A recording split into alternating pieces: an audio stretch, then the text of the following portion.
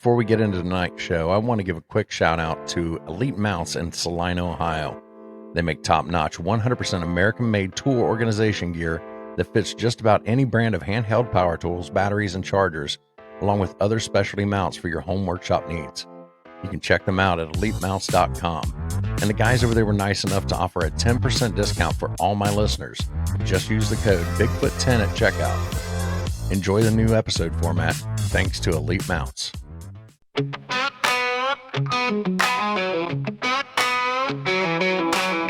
Out in the woods, shadows creep slow.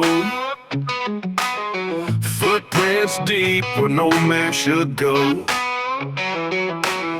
Cold winds howl through hollers and brooks. Whispers of Bigfoot in the way it looks. Myths, monsters, and bullets in the night. Under a pale moon, strange glowing light. Truth out there like a blade it cuts. Myths, monsters, and bullets run amok.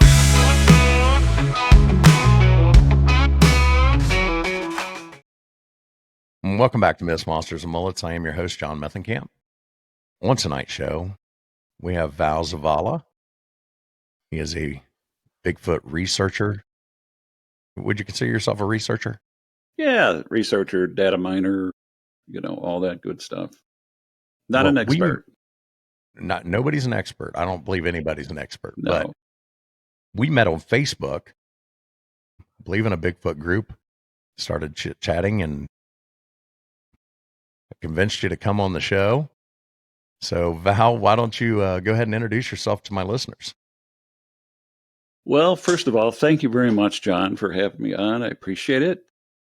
I don't mind doing these chit chats. It's relaxing to me. I find it a lot more accommodating than standing on my feet on a microphone in front of a listless, quiet audience. I'm happy. Yeah. I like this format. A little more personal. Like I said, I do a live show, and sometimes having extra people in the room makes it a little hard to concentrate on my guests. So I really do like the one-on-one interviews. But you are out of Michigan, correct? Yes, I'm out of Michigan, and I'm married. I've got grandchildren. I've raised 2 daughters. I actually live 6 miles south of Detroit city limits. Hardly the forest, the Bigfoot area that we know of. But I spent 25 and a half years in law enforcement, working federal, state, county, and local law enforcement. When I wasn't working on the clock, I was a licensed private investigator, and I was featured on A&E History Channel as a subject matter expert. That's me in the kind of stuff that I did. But I was an avid reader. I loved it. I loved history. There was something that happened in my childhood that I recall. In 1965, I was born and raised in Monroe County, southern Michigan, southeast Michigan. And it was a case of a Sasquatch allegedly coming out of a field one dark hot summer's night, and approaching a car driven by a young 16-year-old new driver who panicked, locked the brakes up.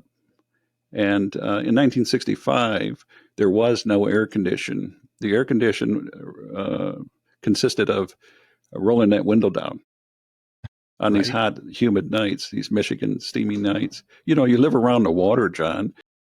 Everything is humid. When you got Right. hot weather, you got humid weather. One of the reasons why I never wanted to work down in Florida, because I couldn't fathom walking around all day with sweat all the way down to my waist, smelling like a mule, like a horse, like a workhorse. I can't do that. I get that. One of my favorite sayings is fat and hot don't get along, so that's why I don't No, live in the South. no, no, not this boy. So that was very, very close to my house. And that scared a lot of people. 1965, I'm listening to the Beatles. I don't want to listen to monsters and people going outside with pitchforks and baseball bats and knives and shotguns and stuff like that. 1965 was all about cultural revolution. It was hippies, it was war, it was civil rights. There was a lot of stuff going on, and now we got a monster running around loose, in the town. In 1965, it was nothing to take your child out on these dark country roads, and that's how they learned how to drive. There was no police out there to wag their finger at you or nothing. That's the way life was. A lot more simpler. So as a seasoned veteran police officer, I come back after I retire looking at this stuff with a critical eye. And I'm looking at the news reports, I'm looking at everything that I could find. And yeah, there's a lot of stuff that was said and done then that you wouldn't do now, that you don't see in modern media journalism and stuff. I'm talking about 1965. The sheriff of each county, and I don't think that it necessarily ends with Monroe County, Michigan, but all over the United States, every county, every sheriff knows their constituency. They know their county. They can tell you who died, who was cheating on who had a baby. Look at you laugh. This is true. They knew everything. They knew who went to jail. Like I told you before, my family has a lot of law enforcement in it. Let's put it that way. Yes. So back then, they even put the addresses of people, the home addresses. They don't do that anymore. And so I went back and I looked at this stuff.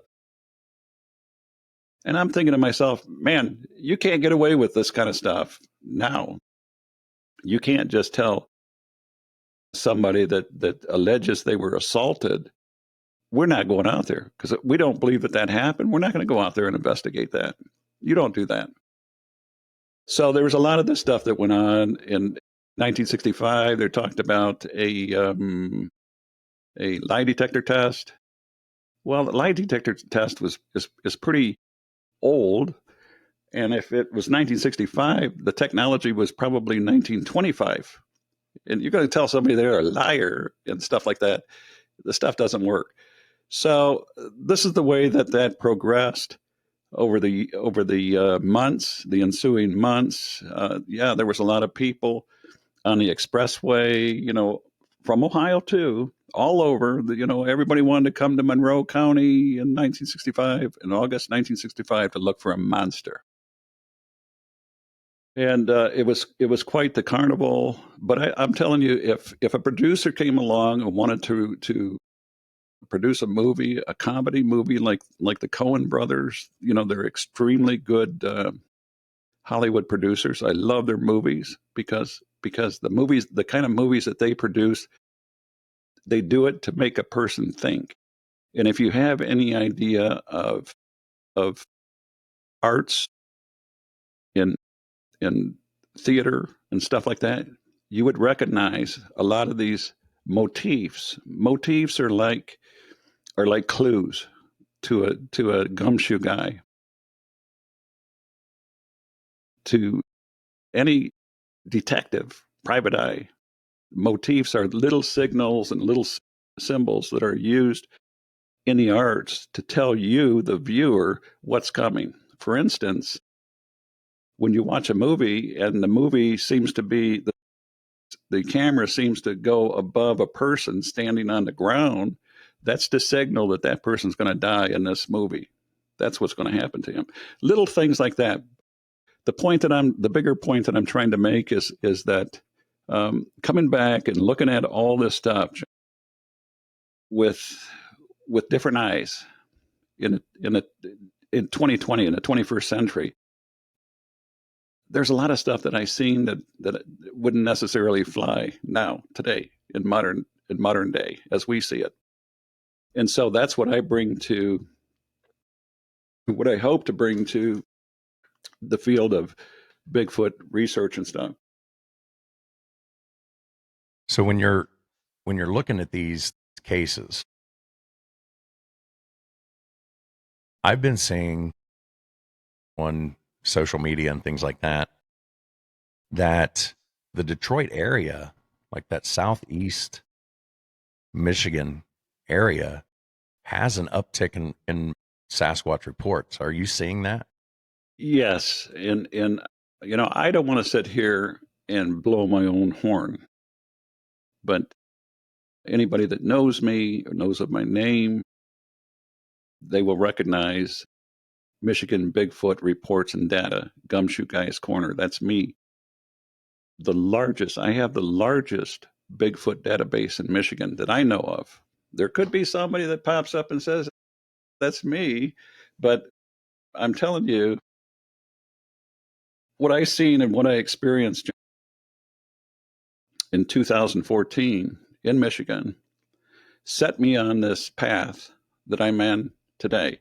I had the experience of 1965, the Monroe Monster, which left a pretty young 16-year-old girl with a black eye in a black and white picture that went around the world and collected all this notoriety and this news and stuff. And now here I am in the 21st century going back and looking at this with a critical eye and to have my own experience. I'm not from Missouri. I've never been to the Show Me State, but when I retired and got with Bob Daigle from Michigan, and I asked him, I says, can I go out with you? What is this business about Bigfoot Sasquatch? Because quite frankly, I've heard of Bigfoot before, like anybody, with a brain and, between their eyes and their ears and stuff, they would know that too. But the only interaction I had with the Bigfoot was on one of those fish wrap papers at the checkout corner at the grocery store. I got pregnant by Bigfoot and all this kind of stuff. But I'm asking Bob Daigle, I says, can I go out with you? Is there Bigfoot Sasquatch? I'm a gumshoe guy. I am led and I'm curious about stuff. And he told me, yeah, sure. I was out July 19th, 2014, Washtenaw County. Washtenaw County is the home of the U of M, Michigan Wolverine football group. This is a state park. It's called Waterloo State Park, not far from the big house, as they call it, in Ann Arbor. And 50, 60 miles from my home. And certainly enough, we were out all day long, just like the weather that I was talking about in August during the Monroe Monster. Very, very hot, humid. I don't know about you, but I complain when there's flies and mosquitoes. And I got an empty stomach. You got those hangry pangs and stuff. So we started out. We were out all day long walking. We cross a agricultural field, and you don't mind me sharing this with you, do you, John? No, I want to hear it. Yeah, we cross this agricultural field that I believe the state leases this land to farmers and stuff. They grow some crop and they share some with the state, and they keep the other part to their for their livestock and stuff.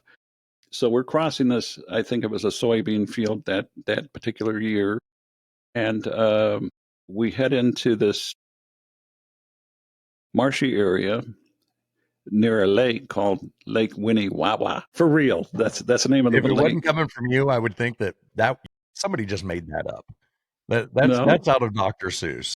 no, that's a real word. And so we walk into the thick trees, and for a moment we pause because Bob says, "Val, is it raining now?" Well, no, it's not raining. It can't be raining. It was bright and sunny and very, very hot. But he says, "What's that falling from the trees?" There's things that are trickling through the leaves. And we realized, and I looked at him and I says, "Well, it's acorns. There's acorns falling on us." But there's no acorn trees around our immediate area.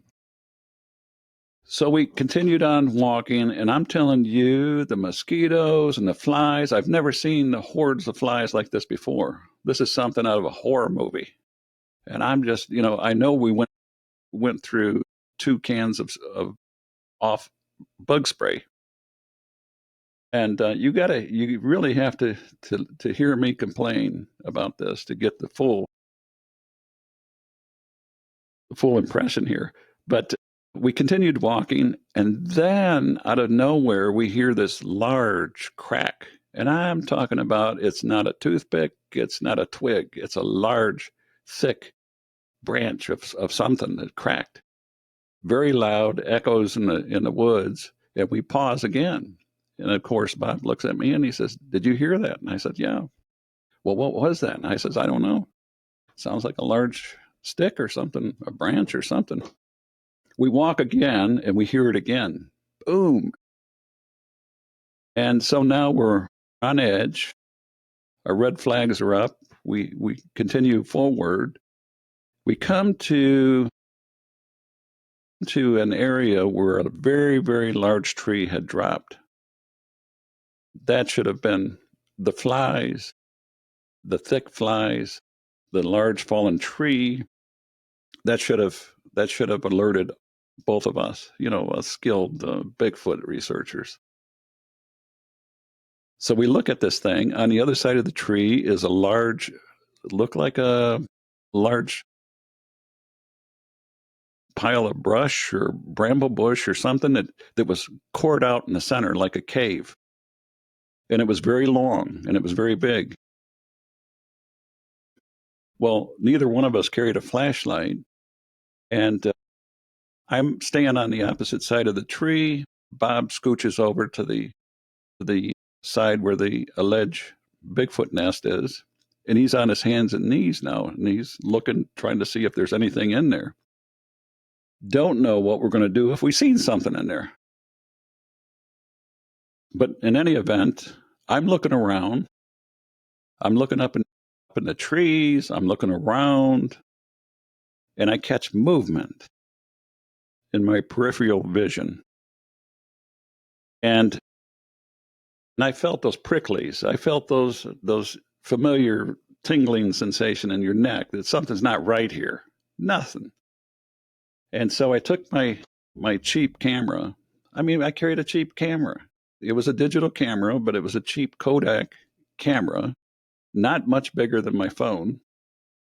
I took it, I put it on photos, on pictures, and I swung around in a 100-degree arc, snapping pictures as I went.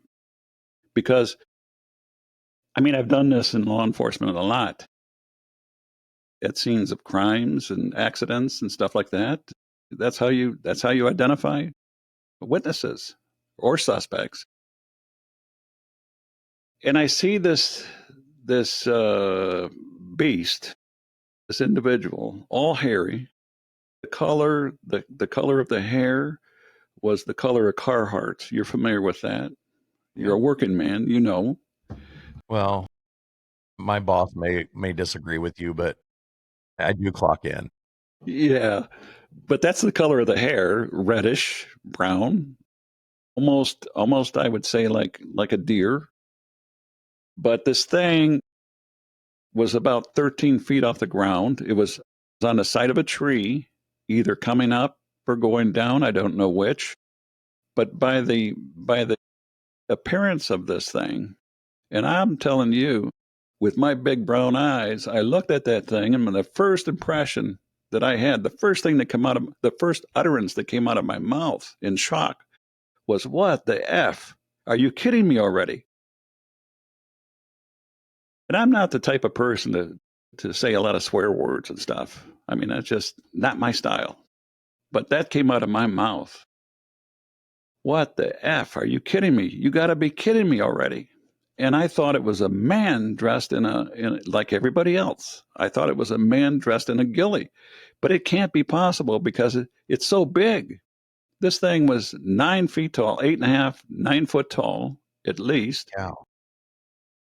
Completely hairy, but for the face, John, it had very little facial hair. But other than that, it was abnormal. It was a freak. And so my next instinct was to provoke it because I thought it was a man. I still thought it was a man. I can't grasp what I'm seeing with reality. This can't be real. I mean, everybody, the grocery store said it was fake. I mean, I seen that in the newspaper, in that fish wrap newspaper. But here I am looking at something that's blinking its eyes at me, and I'm calling it a freak. I said, "You freak, you. You freak." And I'm strapped. Yes, I got my Smith & Wesson next to me, strapped to me. I always did. And "You freak, you." And there was no emotion. I smelled nothing, no odor. I heard no vocalizations. But something strange happened, John. For some reason, and I was familiar with this. I used to read a lot of these different types of books and stuff, near-death experience and stuff like that. I had an experience during a head-on car collision back in 2000.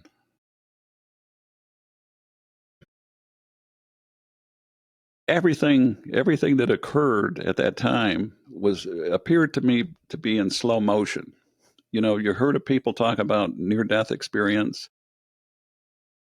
And when you're in that moment and you're in that time, everything slows down and you're seeing everything in clips, like you're looking at photos, individual photos. At that moment in 2000, I could see the driver of the truck that struck our vehicle. But I could even see the blemishes, the chrome on the front of the car, and for some reason, I felt as though my mind went into survival mode, like I'm calculating physics, time, space, distance. Am I going to survive this, or am I going to die in this? Do I have a chance to live? Well, according to these calculations, and these are going on in my head. I'm not the type of mathematics expert, but this is what I felt. And then I was pretty relieved to know that I'm going to survive this. And then there was the crash, the loud noise, and blackness, darkness. In that moment, again, I'm going from 2000 to 2014. I felt the same familiar oddity. I'm thinking, there's no voice. I'm not speaking to anything now. I'm thinking, I'm lucid in thought. And yet I feel as though I'm communicating with something. I don't understand this, but I know that whatever I'm feeling, I'm under the influence of something. Some people call it infrasound. Some people laugh and ridicule and laugh and mock about that, but when they experience it, they'll know. And whatever it was that I encountered, that I felt, it was very, very powerful. I knew this. I could feel it. And it was as though something in thought was communicating with me, and I'm thinking, and I'm talking back with it again because I'm thinking. And it was so confusing because it was almost like there was more than one person there talking to me. And I couldn't understand why is it. If you ever walk into a group of men, I'm talking about men, just strangers, say like on a street corner, and I'm a pretty talkative guy. I don't, I don't, I'm not shy about chit chatting with people. I don't care. I don't know any strangers, but that's the way I am. But I've, been in law enforcement a long time. I had to talk to people. But I know when you walk up to a group of strangers, the impression that you get is, some of these people in this group are standoffish. They don't know who you are. They don't know where you're coming from, what you want, what your motive is. They're suspicious of you. But in this case, out in the woods, after seeing that, I'm getting these thoughts, these confusing barrage of questions, and like for instance, who are you? Who are you? What do you do? And the constant staring. It took me a So while. can I interrupt you just for 1 Sure. second? So when you're hearing this, like it was like complete sentences. It wasn't just like, It was thought. It was in thought. okay. It's hard to explain, but I've known. And what's interesting about what I do is, I'm reading these reports, and yeah, I see some reports exactly like this. And I know it wasn't me that wrote these reports. This is what other people experience too. And just to put a footnote on this, unbeknownst to me, somebody from the UK took my photo that I posted. I was able to recover three pictures of this thing, 3 or 4 pictures of this thing. Don't pin me down. 3 or 4 pictures is what I salvaged from this camera. When I posted this online, somebody from the UK took my photo back to the UK and analyzed it. I guess they were trying to determine whether or not I was a hoaxer. Was Val hoaxing this? Did he use CGI on this? Anybody that goes on my Facebook group site can see this picture.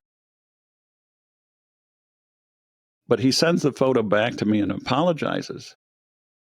I'm sorry I took this, but here it is. Here's your picture back. Oh, and by the way, here's another picture that we wanted to show you. We magnified to show you that besides the beast that you've seen on the tree, there, they confirmed that there was a second one. I seen a second one, a blonde-haired Sasquatch in a tree next to the one that I seen, but my camera didn't pick this up. They verified this, but they said there was also 4 others on the ground all around you, laying on the ground, cow. crouched down. Yes. And they pointed them out. They showed it to me. So during this interaction, this experience, that's a multiple animal experience. There's over 1,000 of these across North America. Not everybody has the opportunity to see more than one Sasquatch, but when you see multiple animals like that, that's pretty significant. So there were 6 in this group I wasn't aware of. The 2 that I seen, and I got a picture of one. Those are some pretty good odds. Wow. But the takeaway from this is what I want to share with you. There's no doubt in my mind that the beast seen my weapon on the side. And it was the staring in the eyes that really felt creepy to me. The only time that I felt a cessation, a receding of these feelings, this foreboding feeling, was when I thought in my head, John, you know what? When you and I were just embryos, just babies in our mother's womb, God gave us free will. The moment I thought that, I felt some relief. I felt this receding feeling, like it was going back. And I told Bob at that time, I says, we have to leave. We have to go, brother. He says, Val, I can't hear you. I said, no. I said, watch me. We have to leave now. We have to go now. We got to go. No, Val, I want to look in here. I want to look in that Bigfoot nest and see. I said, Bob, we got to go. We have to go. We're not wanted here. We have to go. And he could not, at the moment, he could not understand what the urgency was in my voice. I said, we have to go. We left pretty much in the same direction we came in. As soon as we stepped out of the tree line into that agricultural field, we stopped and paused and looked at this large human-like foot impression in the hard, dry clay of Michigan. And we stopped long enough to take a picture of it and measure it. And I told Bob at that point, I said, Bob, if that thing comes out of that tree line on all four legs, I says, I'm going to have a heart attack. I'm just telling you right now. That's what's going to happen. I don't want to see that thing come out of that woods. What I seen, I don't want to see come out of that woods on all fours. I said, just get me back to my car. I want to go home. I got to go home and think about what I just seen. Well, what I was telling him in so many words was, I want to go home and take that memory chip, that memory card out of my camera and throw it in my computer and verify what I thought I saw. And as soon as I got home, I uploaded those pictures, and oh my God, there it is, live, living in color. The Sasquatch that doesn't exist. And so that put me on the path to reaching out to other people that had similar experiences, because I can't be the only one. And before this occurred in July 19th, 2014, I was happy just lurking on Facebook, just being anonymous. Don't have to give up my name, my ugly face, and any of that stuff. But I decided, because a lot of people knew me. I was in the news and stuff. A lot of people know me, my friends, my relatives. What are they going to think? All this kind of stuff. It came to the point where I said, the heck with this. You know what? I'm going to create a Facebook group site and invite everybody. Share with me your experiences. I can't be the only one. Lo and behold, hundreds of thousands of reports later. By the way, Michigan has, that I know of, over 2,400 reports. Wow. And just recently had the opportunity to chit-chat this past June. I had the opportunity to chit-chat with Matt Moneymaker. I've never spoken to him before. And you know what? I found the man to be very, very cool. I mean, we laughed, we giggled, we told jokes. He's an intelligent man, and I enjoyed that. I enjoyed the stimulation, the intelligent jousting back and forth. But in June, this past June, May and June this year, there was another Bigfoot report that popped up, and guess where that happened, John? In Monroe County. You remember what I told you about the 1965 Monroe Monster? Yeah. Yes. So about 7 miles from that location, there's another Bigfoot report sighting. Somebody contacts BFRO. My friend, who is a retired special agent, federal agent, contacts me. He says, Val, you want to come down here and check this out with us? And I did. Met up with him and the BFRO guy. And we went down there, and I listened to the interview, listened to the man and his son describe what they seen. But what I heard them describe, John, was something I've seen hundreds of times. I've read hundreds of times. Same stuff. But the fact of the matter was that this occurred about 7 miles from 1965 Monroe Monster case that I remember as a child. The more stunning part to this is this more recent May-June Bigfoot report in Monroe County, Michigan, occurred in a place called Plum Creek. all swampy, wooded, heavily wooded area. But guess what? That was also out the back door of my another childhood home. I'm familiar with this. But that's not all. In February 1812 and 1813, there was a place in Monroe County near River Raisin. All of this, your audience, can look up, and I encourage you to do this. There was what they called the River Raisin Massacre, where over 600 people died, were massacred, killed in the war of 1812 against the British, the Americans, and the Native Indians.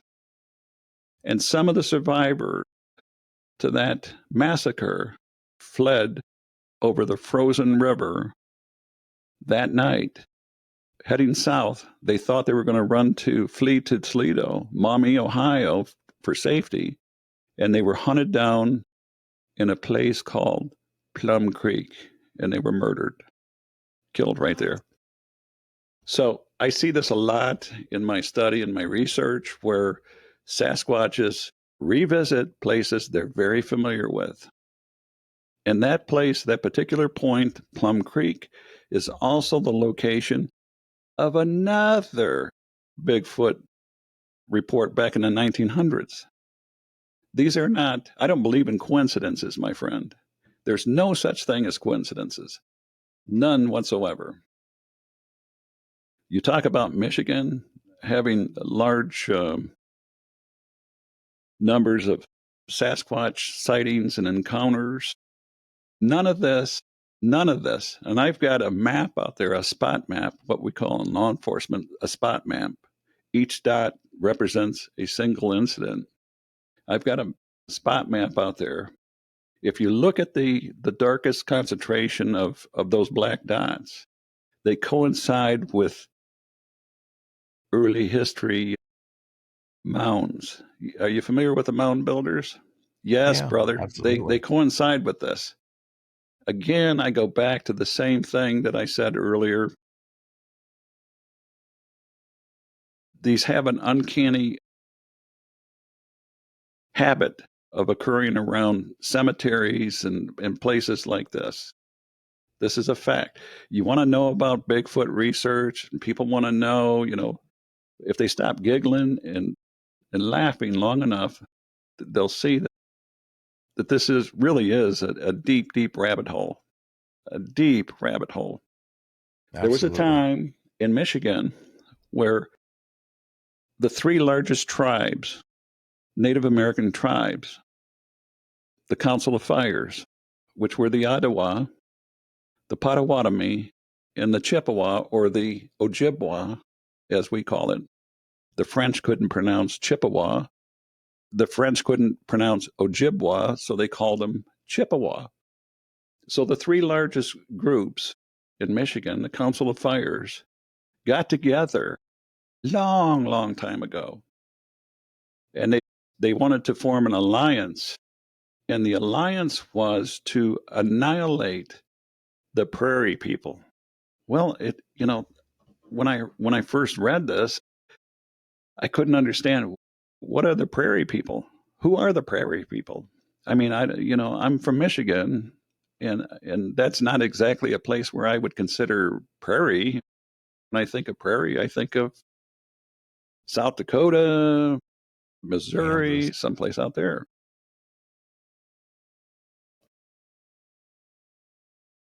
A long time ago, before you and me were born, there were over 1,000 mound sites. They call them earthworks. 1,000 across Michigan. Michigan wasn't unique in this. They had them in Ohio. They had them in Illinois, Indiana, Pennsylvania. They had them all over. So when you talk about Bigfoot research, you're really going down that real dark tunnel, and you got to be prepared for this. So the talk was that the purpose for annihilating the existential danger that these groups felt in Michigan was because they were evil. The prairie people were evil. And one of the chiefs a long time ago said that there were so many prairie people in Michigan that they were like leaves on a tree.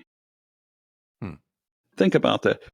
You know, this is Michigan back in the 1700s, earlier, 1600, anytime, except for now. And it must have had a lot more trees than it does now, because there's, you know, large portions of Michigan are populated and developed and all this kind of stuff. But I kind of think about if what the old Native Indians said, the leaves on a tree, that would be like you or me walking on a beach and taking up a handful of sand and saying, John, how many grains of sand do you see in my hand, brother? Right. Tell me how many. It's impossible. And so that's where all of this stuff goes. That's where all of this stuff goes. So did they have a description of these prairie people? Well, no, but I can tell you that some of the earliest researchers, explorers of this territory, this was the Northwest Territory, all of Great Lakes. You're from Michigan or Ohio, is that correct, John? Ohio? From Ohio. I live in Indiana now. Okay, Indiana, Ohio. All of this area used to be Wayne County, Michigan, at one time. It used to be the Northwest Territory. For goodness sakes, you know, if I knew this when I was just a little boy, third grade, I would be the star. You know, I always thought that Northwest Territory was Oregon, right? Right. Washington, Oregon. And so this was all Northwest Territory before it became a state, before Pennsylvania, Ohio, Michigan, Indiana, and it was Northwest Territories. So there's another piece that goes back to the 1600s where it is said that an Indian chief in Upper Michigan heard stories from warriors of these hairy men, stinky men, you know, stinky, hairy men. Now, going back even earlier than that, there is some writings by some of the French furriers and the traders and missionaries that talk about these hairy creatures that would bother and attack these people out of the bush. And they gave them a different name. They gave them a French name, Rougarou or something. And all of that is the same thing. There's talk that before the coward General Hull surrendered to the British, they not only had to fight with the Indians and the British, they had to fight with these hairy animals that kept climbing up the palisades and the sides of the walls of the forts to steal food and stuff. Yeah, so this goes way, way back. And the more I look at this, the more I'm convinced that this goes back to the time of before Christ. And when I look at this stuff, there's a thing I was telling you off air about Rod Steiger, the famous science fiction writer. Yeah. In a notation by him, he refers to crazy bears. And in that is a story of a journal that was collected from some individual's grandpa back in the 1800s who wrote about Indians in his Kentucky home state that he called Crazy Bear. And he listened to the story, and what the Indians were telling him was that they seen bears flying on these stars that landed in these valleys and stuff. And they seen these hairy bears walking out of these things, these craft. And the grandfather went with these Indians, and they took him to a cave where these supposed bears were at. And he talked about that. Rod Steiger wrote about that. And that was the crazy bears. Wow. Wow. This is So before we get too far away from your encounter, mm-hmm, I had some notes I wanted to ask you about here. mm-hmm, When you said that you heard the cracking sound, mm-hmm. do you think that was a tree knock, or do you think it was like an actual branch breaking? You know, hindsight is wonderful because we have the wonderful ability to sit back and think, clear-minded without the stressors, the flies, the annoyances, and all this kind of the heat and all this kind of stuff. I thought about that a lot of times, and the tree that we seen, big tree, John, big enough that you couldn't step over it. I couldn't step over it. You'd have to hoist yourself up, scooch on your butt over that thing. It was so big. I'm not certain that that was a tree that wasn't a tree falling. Really? The cracks were that loud, that loud.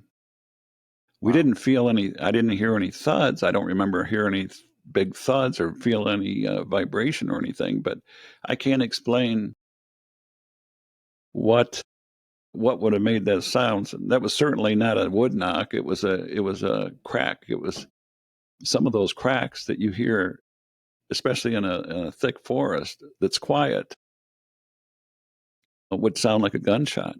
They're that loud. Right. Mm-hmm. Right. And then how far away were you from the creature that you saw?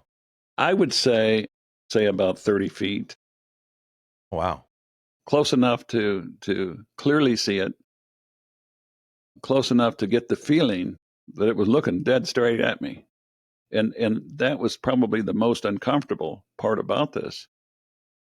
And after this experience, I reached out to Janet Carter, and I asked her, I says, because I heard this from somebody, Val,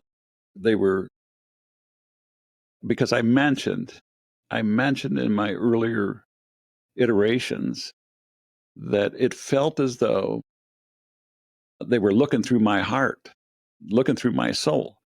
If you read some of the books, I don't know what kind of books you read and stuff, but I used to read a lot of different books. The staring, that's something stares at you and you get that uncomfortable feeling, you get those chilly bumps, you get those tinglies and stuff like that. That's familiar to me. Over the years, I've run into some pretty bad people. Bad. You know it, you feel it, you know it. And they look through you with those dead black eyes. It feels as though they were peering into your soul. And that's not good. And so I asked Janice about that, and she said, "Oh no," she says, "they were checking you out." I says, "No," she says, "they were reading you." I says, "What do you mean reading me?" They were checking to see what kind of person you were, Val. You were a good person or a bad person. Maybe if I was a bad person, maybe I wouldn't be here talking about this today with anybody. Right. But I got to say this. I've had a wonderful opportunity to see both sides of Sasquatch. And I mean bad sides. People, talk about, well, we fed Sasquatch blueberries and pancakes and we hold hands and sing and, trolley-dee, trolley-da. Well, do you really want to hear about the other side? Because it's not all about that. There's some very wicked, violent stuff out there. And so I went back to Janice again. I said, "What do you mean reading me?" Yeah, they wanted to see, they were curious. They wanted to see what kind of person you were. Well, I don't know that that's good either. You know, something like that, a beast looking at you to see what kind of person you are. So I walk So away. did you get the impression looking at these and maybe after looking into these creatures, do you feel that they're more human or more animal?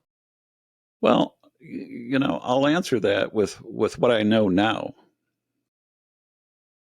But what I learned and what I know is that females and males, people, humans, have an equal amount of DNA in our body.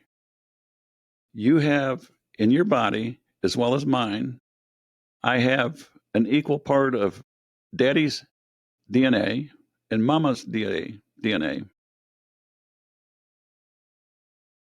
The mitochondrial DNA comes from the mama, and that's the most important DNA that identifies us, that tells us who we are, where we came from. Daddies, you know, unfortunately, you know, we don't have that. We're part of you know, my children's DNA. They know who the daddy is, and wherever my ancestry comes from is part of them. And that's the way life is. DNA is our roadmap of who we are, where we came from. When we start talking about Sasquatch and things of that nature, and I cringe when people say they're people. They're people. They're not people. They're not people. They might come from another cosmic order than us, from a different planet, but they're not people. They can't. They have, supposedly, they have half of a mother's DNA, which is human. But when it comes to the father's DNA, there's something missing. There's something missing. They only have a portion of a male, and nobody can say, well, that was a human male. They don't know what it is. There's a big question mark there. So that's a puzzle that I guess we're not supposed to solve. And I don't know that we really want to know, because deep down inside, I think we all have suspicions, what we think we know. Do you are you on board with the possible Nephilim connection? Yes. You know, I recognize that. I do. Yeah. I guess when people bring up that word, it to some people, it would invoke conviction, right? Spiritual conviction. Everybody knows the difference between right and wrong. Remember what I said. You know, we were given free will as a human being, as a person. That's the gift of life that we were given. Everybody was given this. You can go out and color your hair green or purple or a tattoo and earrings and stuff like that. But you were given free will. That's not how you came into this world, but you were given free will to make choices. And so, you know, I would like to think that my legacy is helping people and sharing this with people. Whatever cause, whatever means it is, you know, for whatever good it is, hopefully there's some good in it. That's what I see myself, John. Yeah. Because God knows I've seen a lot of bad. I don't want to, I don't like that. I don't like the negativity. I don't like the bad. I don't like fighting with people. I don't like the drama. I don't like any of that stuff. But Right. it is a pretty tough, and I'm not paid to do this. This is just something that you get involved in this, and this is like an addiction. Anybody that's ever battled with substance abuse and stuff like that, when you get into researching, and the more you read, the more you know, the more you get pulled down into this rabbit hole. In some aspects, John, I've commented a few times about if somebody wrote a book, if somebody really, really with some deep introspect thought about Bigfootery, they would see that Bigfootery is involved and goes into cloak and dagger, real murky, dark stuff, murder, corruption, all kinds of stuff. Now, some of the things that when I talk to people, they want to tell me how wonderful and beautiful Sasquatches are, beautiful and all this kind of stuff. And I'm asking them, I says, when in this lifetime or the other, do you know angels that come up and scream and scare people half to death and put them in such state of fear that they have post-traumatic syndrome? Where do you see that? Where do you know that angels lurk in the darkness and peek at you, in your windows, or Yeah. take your animals and eat them and stuff like that? It doesn't happen. There's a lot of contradictory stuff out there. There's a lot of stuff. There's a lot of stuff know about Sasquatch and Bigfoot that's being erased and sanitized out of public view every day.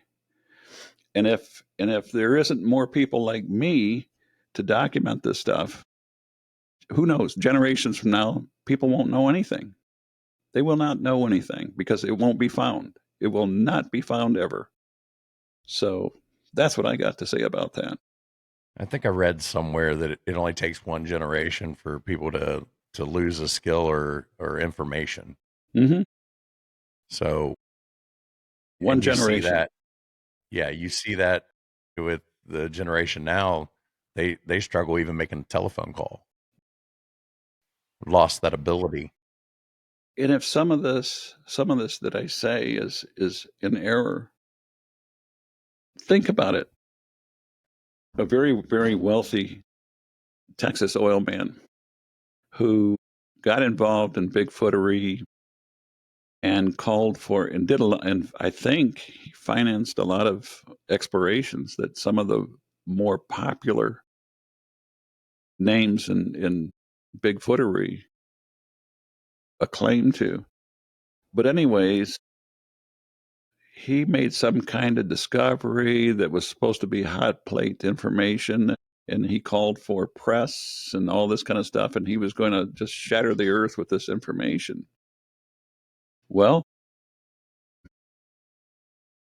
on his way to that press conference, I don't know if it was a private plane or what, the plane disintegrates in the air.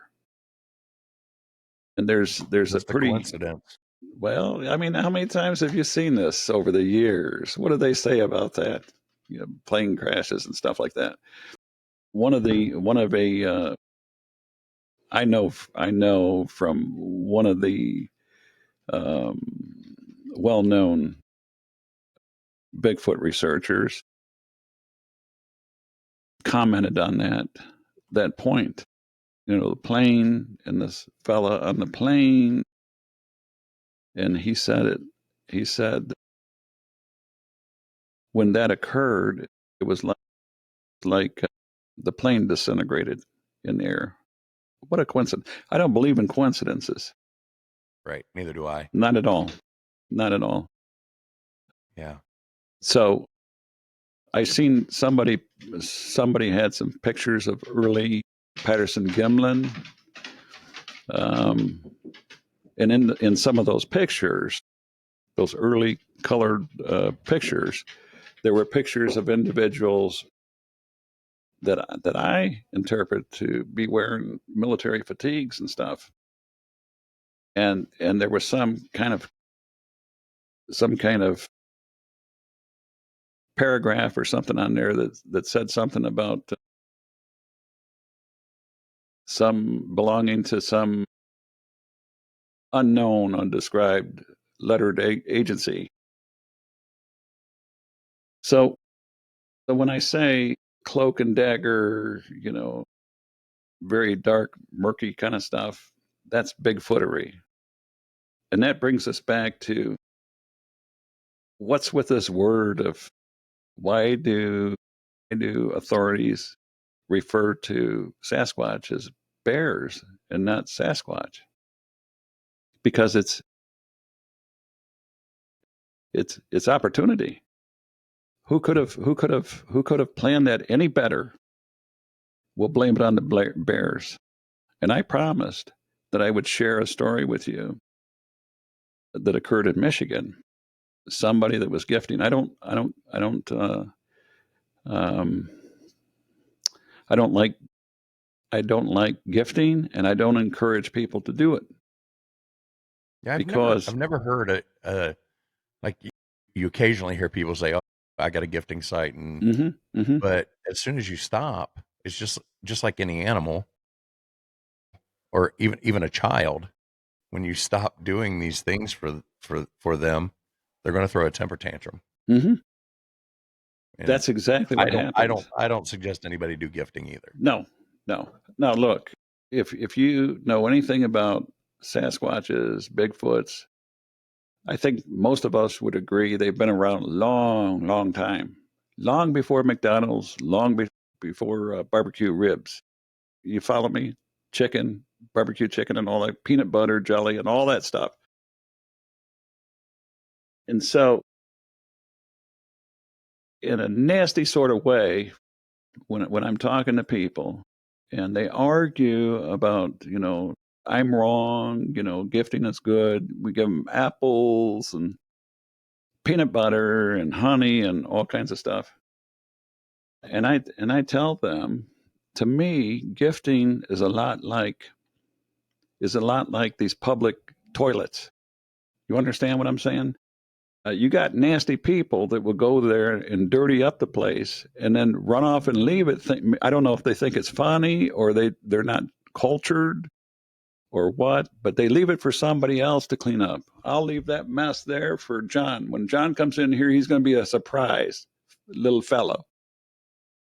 I don't know about you, but I don't like that. That's disgusting. That's dirty. And that's unfair to people. We're human beings first. And what do I mean by that? Because when you start gifting, you sign that, whether you know it or not, you sign that contract with that Sasquatch. Baby, I'm going to feed you. I'm going to find these 30-ounce jars of peanut butter the rest of your life. See, right here. Right here's the peanut butter, or right here's the honey. But that's me. That's my contract to you. And when you do something like that, when you sign your soul over to the devil like that, you're going to pay the price. There might come a time when the person, is sick, he's ailing, or she is ailing, she can't get out there at that particular time and leave that peanut butter or leave that honey. Well, guess what? You start to rage. And they know where you live. They follow you home. You think you're going to go out there and play around and go into somebody's living room and play around with them. You leave a scent. You leave your mark. And they know where you live. And it doesn't matter if you live 50 miles or 20 miles or 10 miles away. They know where you live. And they may visit you. You visit us, we visit you back. Now, you forgot to leave that peanut butter? Well, here, I'm just going to leave you a little reminder. They might come around at 3 o'clock in the morning and pound on the side of your house, scratch your house, scare you to death. And your neighbors, yeah, them too. We'll turn that rage on them too. And now they got bears, so called bears, complaints all over the place. So the story in Michigan is this individual is gifting peanut butter, so much peanut butter to his spot that jokingly we say that he caused a shortage in the area, took all the peanut butter out of Walmarts and everything else. But anyways, and they like crunchy peanut butter. So anyways, so much peanut butter. I must not be a Constantly. Sasquatch then, because I don't like crunchy peanut butter. You don't. So he leaves this peanut butter out there, and he's, we talk back and forth, and it's not a good deal. It's not a good idea to do this. But if you're going to do this, because he tells me sometimes, well, I go there to the gift spot and I see my empty container. Something with dexterity took that top off that bottle, and I had a great big finger swath in that peanut butter, like somebody was tasting it or something was tasting it. Sometimes the jar and everything is gone. Sometimes he's able to find the jar some distance away. Other times not. I says, why don't you, if you're going to do that, I'm not saying you should do that, because you're going to do whatever you want to do anyway. But if you're going to do that, put your initial on it so that you know it's yours and not somebody else's. Well, he did that. And one time he says, hey, Val, a strange thing happened. I go to my gift spot, go to park my truck, and there's trail cams all around there. Okay. What about it? Well, the other day I went there and there was a bunch of people standing around my truck like they wanted to talk to me. And he says, I'm a pretty big dude and I'm carrying a gun and I don't want to get out and talk to them because I don't want them to be, making something out of this. So I'd rather not talk to them. I says, well, you should have just stopped and said hello and engage what you think is going on and what do you think that they're there for. No, I'm not going to do it. Okay. Next time he goes out, he says, Val, you're not going to believe this. I said, what? He says, I get back to my truck after leaving my gifts, the peanut butter, and I see a business card on my windshield. And it's from the Michigan DNR agent. Call this number. I says, well, you better call him. He called him. He says, yeah, I called him. And she said, are you so-and-so? Yes, I'm so-and-so. Okay. I'm just letting you know that some of the neighbors down the street, down the road there, are complaining. Some of them have sold their homes. Why? Because they're all complaining that bears are coming around their house, pounding on the sides of their house. And he says, yeah, bears. Yeah, bears. This is midwinter. He says, the lady said that the bears, yeah, the lady says some of the homeowners that are selling their property complain that their motion detectors are going off at all hours of the morning. They hear pounding on the side of the house, and the bears are coming around throwing empty peanut butter containers at the house. Them bears with their hands and being able to throw things. Yes. Daggone bears. Yes. You got Yogi the bear in Michigan, apparently. So I see, this is not exclusive to Michigan again. This is all over North America, gifting. People sell the property cheap. They got nice property. They want to get out of there quick. I mean, they started something and they're not going to tell the new buyers what they got going on. They started this stuff. It's like selling a house that you know that's got ghosts in it. You just sell it. You let the new owners find out for themselves. Maybe you do it intentionally, maybe not. Maybe you don't know yourself. But when you start something with Sasquatch like that, it's not good to leave a mess that you created to somebody else that knows nothing about it, had nothing to do with it. It's just not, John, it's not right. It's not fair to people. Right. We're all human beings. It's not right. So those are some of the more interesting things. Earlier today, we were talking about,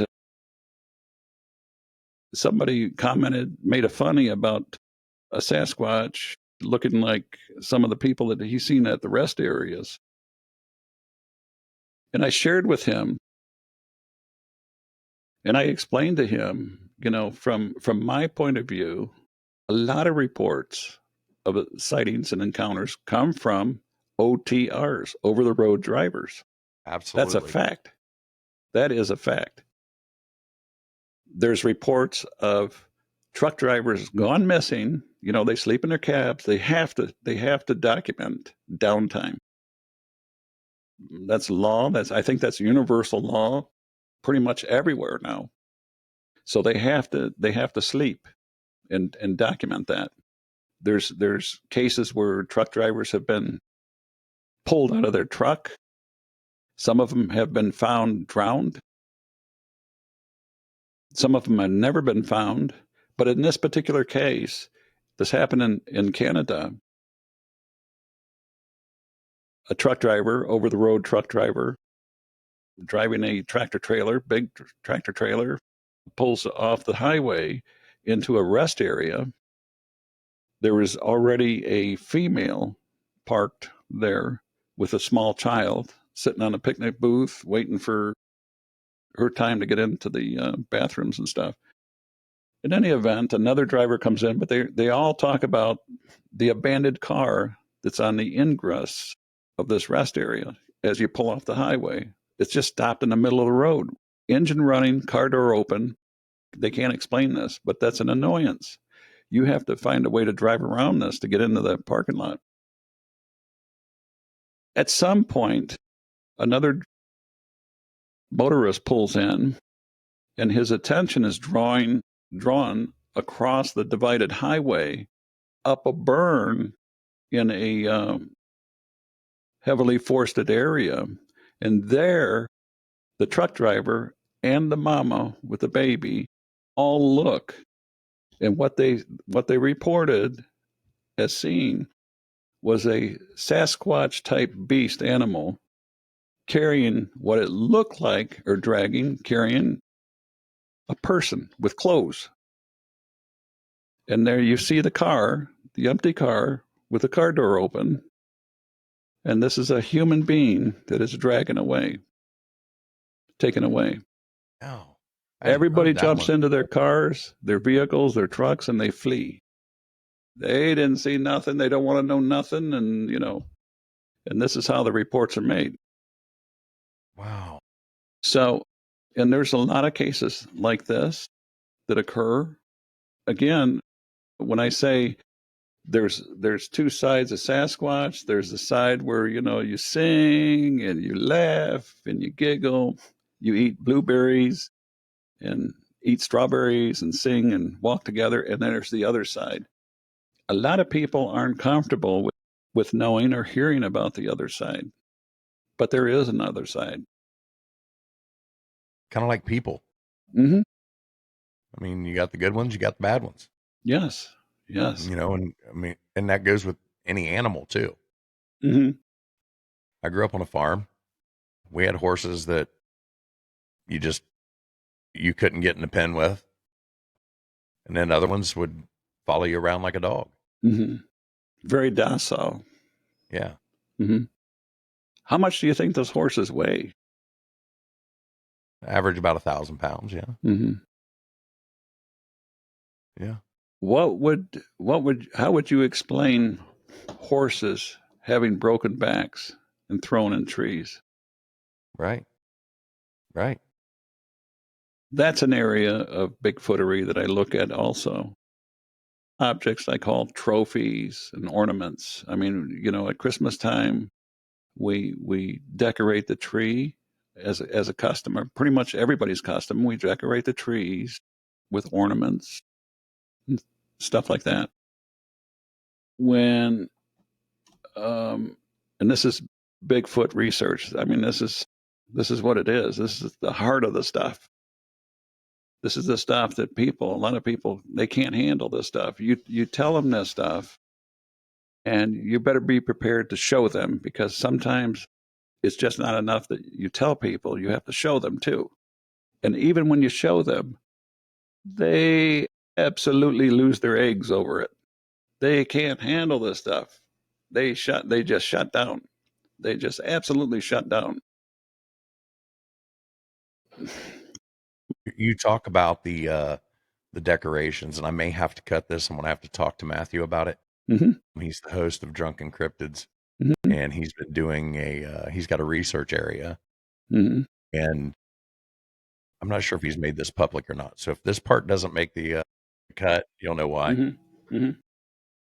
They found like a vertebrae, and like, so it's hollow in the center, and it's hanging on a stick on a tree, like up in a tree. Mm-hmm. He's like, what does that? It would have to be something with hands, but it What goes kind of back to what vertebrae? you're talking about, the decoration. Is this animals you're talking about? A Yeah, deer, they think elk? it was like a deer vertebrae, Yeah. but it was like they took it and found it and just stuck it on a branch or a twig hanging off this Mm-hmm. tree. I did a thread about this. Items found in trees, or maybe I titled it "Found in Trees." I also did a thread about ornaments, ornaments and trophies. And when you look at some of the most heinous crimes that people have committed. I mean, I'm talking about the very bad. Some of these demented individuals use objects as trophies to relive that thrill, that excitement in the moment. You've got good and you've got bad Sasquatch. That's something that was even mentioned in some of the more popular, more read Sasquatch authors, some of the books that they wrote, some of the publications that they wrote. And I think even I'll include Pallades. I had a piece in one of his books, and I've probably read, and I've got 4 or 5 of them here, and I've read every one of those a couple times over. And in at least one of those books,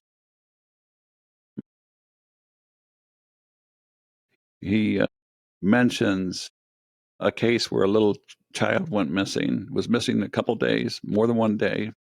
If I remember correctly, it was like 3 days or something. Searchers are out looking, the usual stuff. Searchers are looking. The boy, in one of the cases, in this case, the boy was found, and that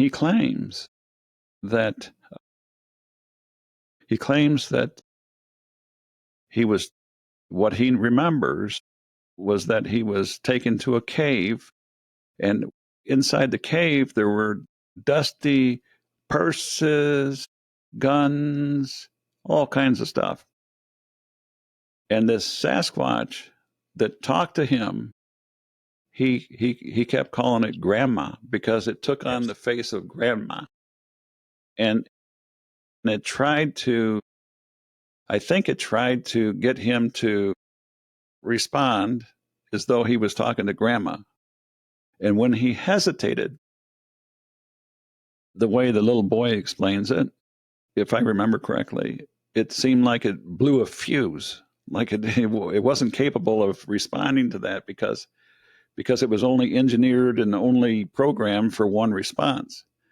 And the way I interpreted that, it was like it was robotic. And it was, like Lost in Space. You remember the robot swinging the arms? You can't compute. Danger, Will Robinson. Danger, yeah.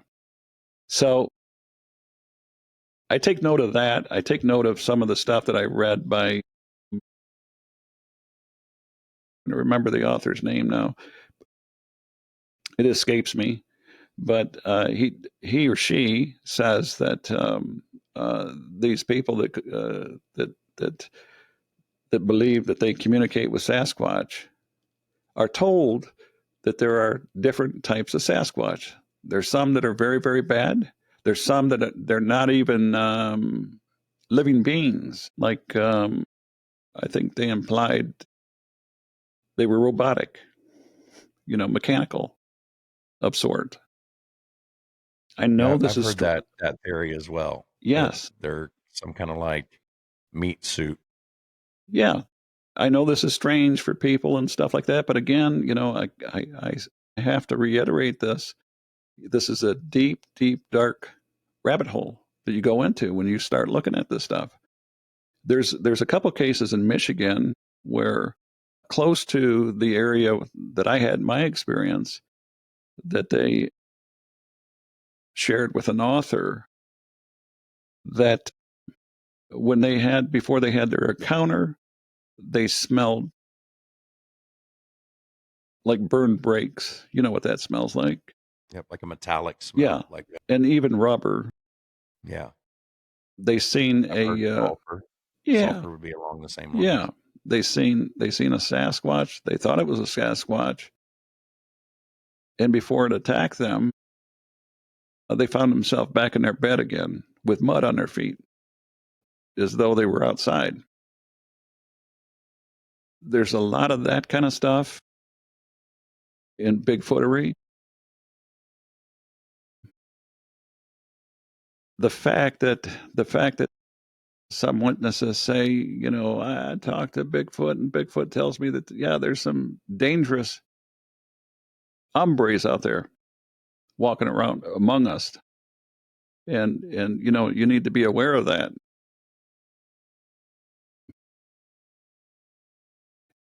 And so I look at some of these things that some of the tells, the motifs, the symbols left behind at some of these things, especially when we're talking about trophies and items found in trees. What I look at personally is cases where humans are found in trees. Yes. And they have some of the same type of injuries that animals sport. And I'm talking about the broken necks. When you see animals being reported with broken necks, that's common. That's typical. That's classic Bigfoot. That's what they do. They're experts at that.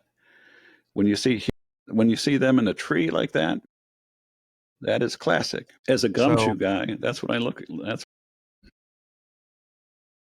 So I know I'm going to have people ask me this. You're from Michigan. Where do you stand on Dogman? You know what? I don't go there. Okay. I don't go there, and it's not because I want to alienate anybody. I've never seen them. I can't tell you that they exist. I've seen pictures that look pretty convincing. To me, to go there, John, that's invoking whatever evilness that is, if they do exist. And I don't want to bring that into me. I don't want to bring it into my life. It's just someplace I don't go. That's fair enough. That's fair enough. In this place, you draw a line someplace. I don't go here. You don't come here. That's the way it rolls, bro. Right. Well, we've been going for about an hour and 25 minutes. I think this is probably a good place to try to wrap up. Sure. So why don't you tell everybody where they can find you? I'm located on Facebook, and anybody that's interested, they can come and lurk if they want. They can find me at Michigan Bigfoot Reports and Data,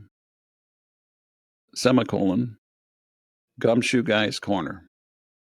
Gumshoe Guy is me. By the way, people say, what is Gumshoe Guy?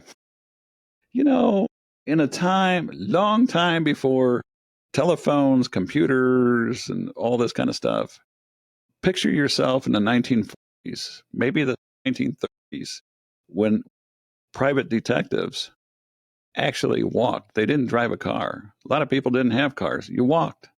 If you wanted to really get someplace and investigate something, you hailed a cab from outdoors. Take a cab.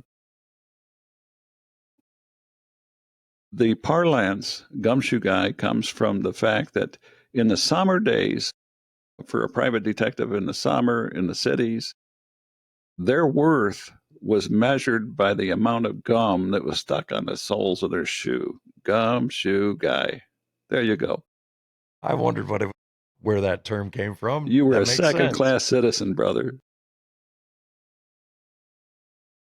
Listen, it was a riot being here today. I appreciate it, John. You know what? You're a good host. You're a good, mellow host, and I know you're going to go far and do a lot of things and stuff. I really hope that your listening audience found something interesting in this chit chat and stuff. You collect a lot of attention and a lot of subscribers over this. I really do. I appreciate that. Yes, sir. And this was a fun interview. Maybe we can do it again sometime. Anytime, just holler at me. I'm there. All right. Well, I appreciate it, Val. Thank you, my friend. If you've had a paranormal encounter, cryptid encounter, UFO encounter, I want to hear it. You can email me at mythsandmullets@gmail.com. Find me on Facebook. Look me up on Spotify, YouTube, basically anywhere you get your podcast. And until next time, I'll talk to you later. Gotta go. Thank you. Go Lions. Once again, thanks to Elite Mounts for the new episode format. If you like this format better than the way I was doing it before, where we do the housekeeping here at the end, let me know in the comments. Make sure you're checking out all the descriptions on all my videos. Down below, you're going to find a list of all my favorite podcasts. Nevermore Hollows, Drunken Cryptids, Chumming with the Spirits, Ghost Gossip. So many great podcasts. I like them. I think you're going to enjoy them. Give them a listen. Myths, Monsters, and Mullets is proud to be a part of Midnight Realm Radio. It's an internet radio station featuring podcasts from the paranormal to true crime. And it runs 24 hours, 7 days a week. You can find a link down below in the description. I really do appreciate all the support I've been getting over the last couple months. If you haven't yet, make sure you're hitting that subscribe button. Like, comment, share, tell a friend about the show. That's the only way we can continue to grow. And once again, if you have a paranormal encounter you'd like to share and you'd like to be on the show, you can email me at mythsandmullets@gmail.com. Good night, everyone. Shadow in the pines lurking in the dusky air. Bigfoot stomps through the woods like he don't care. Lights in the sky flash green then blue. Aliens descending with a secret or two. Whispers in the breeze, cold fingers down your spine. Ghosts in the graveyard, twisting through time.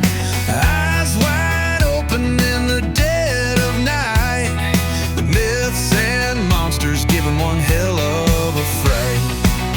Oh, Myths, Monsters, and Mullets podcast, spinning wild tales of a future and a past. Hosted by John Methencamp's fiery soul. takes us where the wild unknown flows. Oh, Miss Monsters and Mullets podcast, spinning wild tales of a future and a past. Hosted by John Methencamp, fiery soul. He takes us where the wild unknown flows. Down by the bayou, you hear a raspy growl. Swamp gas glowing as the coyotes howl. A UFO